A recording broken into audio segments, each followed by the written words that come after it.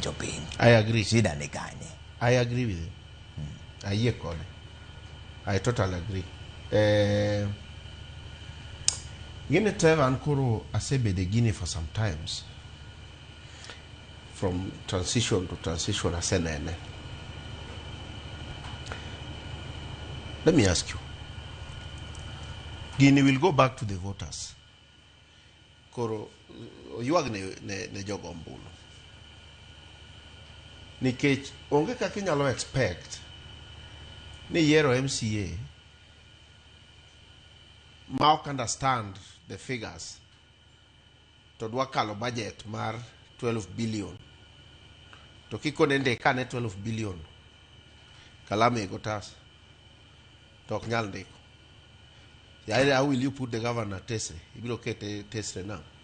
Ka in makata figures ma samoro ni mondo kikono ni the total budget for this financial year enadi to samoro Omamba okong'eyo kata ni ang'oma ni recurrent to ang'oma ni development to bende ang'eyo ni nitie chik moro mawacho ni nitie percentage moro monego bed malo ne moro. So apani capacity be is a problem mag joma yiero. Koro anakwa voters ni giteme jibo lwetgi. Ok ne ng'at yiera ni ka yuochi ng'eny. Ni ka yuochi kosegoni sigala to ni mani rom. Omiyo shida en joyiero ka mok jomo yiero. Yes. Ok ni une mukuti tiju kaka MCA. Ok wayier kendwa. Tinade taonge capacity kache dhome. Kache idhi analyze figure now. Don kuro ina tie.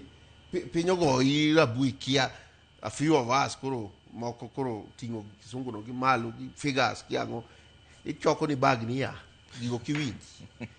Ere kaka dwokano oyudre. So voters must get serious. Gi joma gidhi yier. Okay. Ok ne maja dalawa. Dr. Evans, mano be kama ng'ikruok nitiere ni jopiny yiero joma weth koso MC